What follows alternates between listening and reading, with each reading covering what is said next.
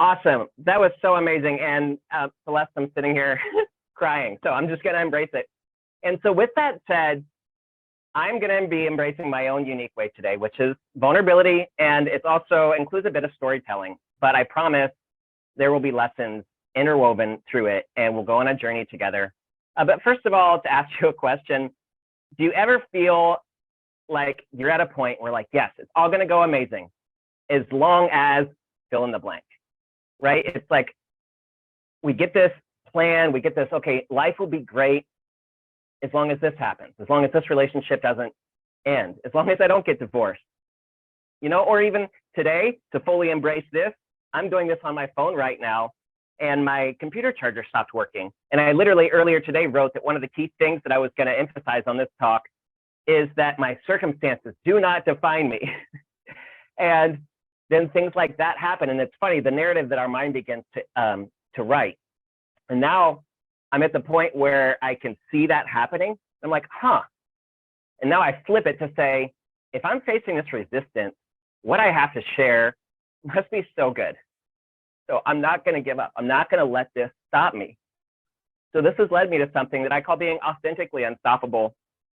And I'm going to share a bit of my life story today, but I'm going to share it in a way that gives us tangible tools. As for those of you who don't know, one of the many things I am right now is an endurance ultra runner. And I haven't always been that. I was the kid who went through the gym class when I was younger with ADHD and couldn't make it through a gym class, right? And so there were so many things I realized looking back, beliefs that I believed about myself. And it got me thinking, all along my life, I was striving for something. I thought I was the youngest of 4 kids. And I thought like, oh, you know, I just want to change the world. My mom even called us world changers.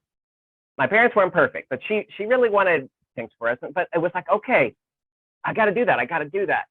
And as the youngest of 4, I kept seeing models and I kept trying to pursue those models. And I felt a big joy and energy in my heart. And there was a lot of things. Funny thing, going full circle, I remember being at a church basement in the bathroom, giving talks like this, right? This has been in my heart for so many years. And I had so many dreams and I would share them to people. No one would get it. And you know what? I've gotten to the point where I realized I don't blame them. And it's brought me to a message that when we find something in our heart and we take it around to other people to ask them to validate it, they cannot validate it because it's us. And that's why I use the phrase, the only Jonathan Moody, because for so long I was trying to fit in other molds.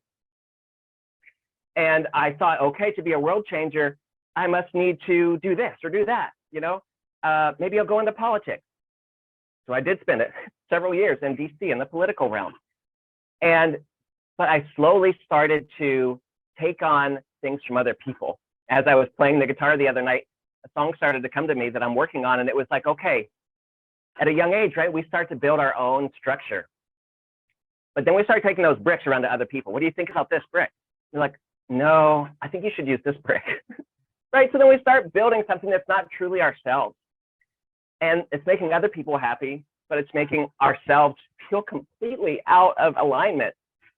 And, you know, that has led me to a point where I've gone through a fascinating journey. I just view it as fascinating now, that it looks like on, you know, to the outside world that I went down a journey, right, that looked like my world was falling apart. But really, it was the beginning of the life I've always wanted to begin. And that's when sometimes when we build things that aren't ourselves, it's a gift. It's a gift from God or the universe to allow those things to crumble. So that when they crumble, we see the seeds that we forgot to water. And we can water them now. And I'm going to share a story that's going to also include a tool that I'm going to share with you. Because in a nutshell, as far as my transformation journey goes, I say it all started when I summited the highest peak in Colorado in a pair of shorts in a hailstorm 2 weeks after I got my divorce papers. And I was on that summit. And look, I share this to say there are times where we make decisions that aren't the best decisions, right? There are times where today, immediately I was like, maybe if I had another backup battery charger. But no, what do we do right now with what we have right now, loving ourselves right now? And at that moment on the top of that mountain, 2 weeks after I got my divorce papers, I had no idea what my life was going to look like. I sensed God and like the universe saying, I don't know if the divine cusses, but I heard, look, you're going to be okay, but put your damn hood up. And it was at that moment, and it was like, it might look different than you thought. And I literally, seriously, just for perspective, to get up and down that mountain was 13 hours. I hadn't done any of the crazy stuff that I do now. But at that moment, I was like, I need to love myself, and I need to meet myself where I'm at, and I need to get myself down this mountain. It was actually Mount Elbert. I saw it in the comments there. And I share that to say, on that mountain, I was like, something just happened here, and I want to do more of that, whatever that was. Because on that mountain, I wasn't thinking about the divorce. I wasn't thinking about all the things that weren't going right. I was thinking about, holy crap, I just hiked the highest peak in Colorado, and it turned out also to be the second highest peak in the US, in the lower 48. And then basically at the end of that night, I was like, everything about my past said I couldn't do that. And I was in the middle of an incredibly hard situation, and I had no idea how it was going to go. But I was like, if I did that, I wonder what else I can do. And I just started, look, it was at that moment, I still had no idea. I was in the middle of a legal process and everything else. But I was like, I'm going to start finding things I want to do and doing those. So I started hiking and backpacking with my kids. And little did I know it would lead me to backpacking with my kids, now becoming an ultra runner, hiking 2 volcanoes in Guatemala, and triggering a spiritual awakening that has allowed me to see all of the things I thought were my life fall down, just so that the best, highest life that I've always wanted can begin to grow. And I'll share a quick story to provide you 3 pieces of gear to take with you in your endurance life journey to ensure that you can be present now. What if there wasn't a destination? So many of us are saying, if I get the perfect relationship, if I get the perfect job, but get to the point where we can heal now, and honestly even be healed.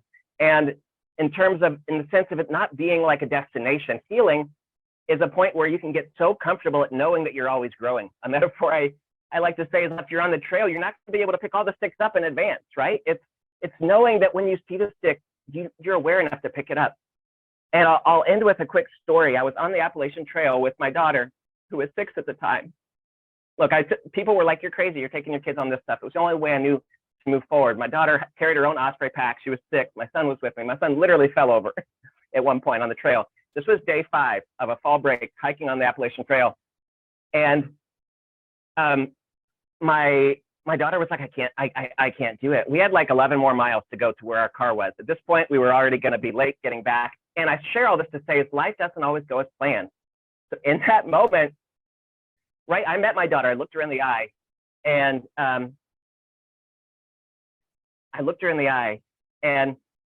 sorry, a call was coming through. I looked her in the eye, and I was like, look, I love you, right? We need to focus on love and acceptance of ourselves and our situation right now. And let's be present in their situation and ground ourselves in gratitude. I mean, I didn't use these specific words, right? And then let's pivot. I wonder how things are going to work out, because we know they are. And I share that to say those 3 steps are: 1, at any given moment. And this is how I prepped for this call today. Once that laptop charger wasn't working, I was like, I can either accept this as defeat, or I can say, my circumstances do not define me. I love myself unconditionally. I accept the circumstances. I don't know why the charger isn't working, but I do accept it. Number 2, I look around. The wind is amazing, right? I love being outside, right? Ground yourself in the present moment.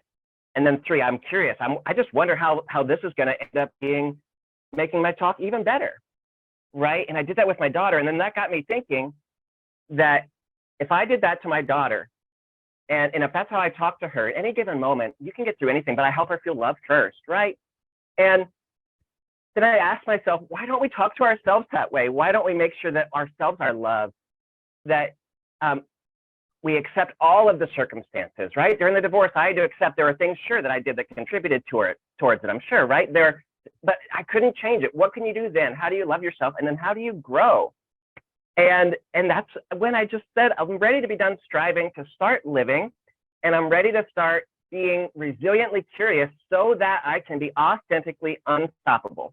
And that's why lately now I have gone through, even this journey has been interesting for me, because I've realized that I'm not meant to do it like other people are, right? And neither are you. So no matter what you're doing in your business right now, I encourage you to think not like, I need to get that course launched or anything else, and then I'll be there. That you're there now, that you're in your journey now. And that's why I launched Trail Talks on YouTube and I'm launching a Resiliently Curious podcast to share stories from others, but Trail Talks to share my own story.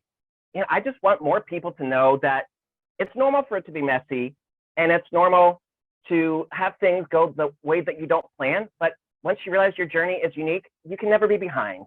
And with that, I say blessings and light to you in your journey. Yeah.